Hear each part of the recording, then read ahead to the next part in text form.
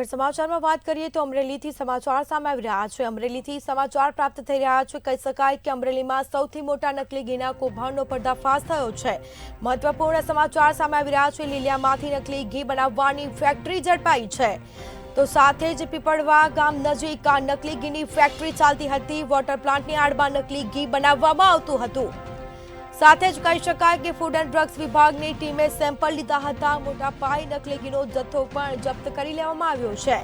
તો આ મામલે વધુ કાર્યવાહી પણ હાથ ધરાશે।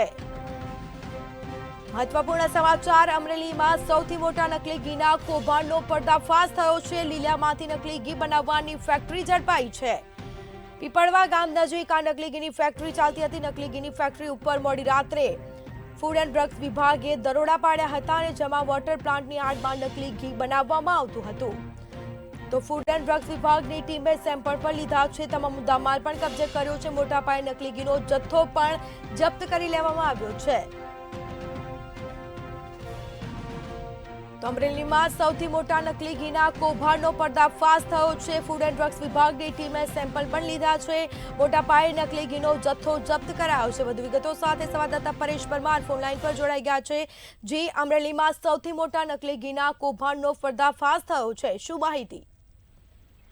બિલકુલ સ્મિતા, અમરેલી જિલ્લાના સૌથી મોટા ડુપ્લિકેટ ઘીના રેકેટનો પર્દાફાશ કરાયો છે। ત્યારે લીલિયાના પીપળવા ગામ નજીક ડુપ્લિકેટ ઘીની ફેક્ટરી ઉપર મોડી રાત્રે દરોડા કરવામાં આવે છે।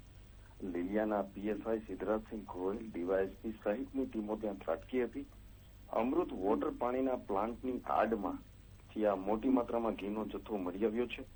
ફૂડ એન્ડ ડ્રગ્સ વિભાગની ટીમે આ સેમ્પલ પણ લીધા છે। પોલીસ દ્વારા તપાસનો ધમધમાટ શરૂ રાતભર કરી દેવામાં આવ્યો છે। ત્યારે વહેલી સવાર સુધી આ મોટા જથ્થાની ગણતરીઓ પણ શરૂ હતી। ઘીના રેકેટના આરોપી મુદ્દે આજે અમરેલી એસપી પ્રેસ કોન્ફરન્સ કરી શકે છે અને ડુપ્લિકેટ ઘીના પેકેજમાં રાજુલા શહેરનું એડર્સ ઘી રેકેટનું કનેક્શન રાજુલા પહોંચી શકે છે।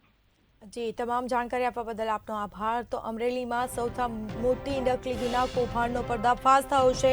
લીલિયામાંથી નકલી ઘી બનાવવાની ફેક્ટરી ઝડપાઈ છે। પીપળવા ગામ નજીક આ નકલી ઘીની ફેક્ટરી ચાલતી હતી।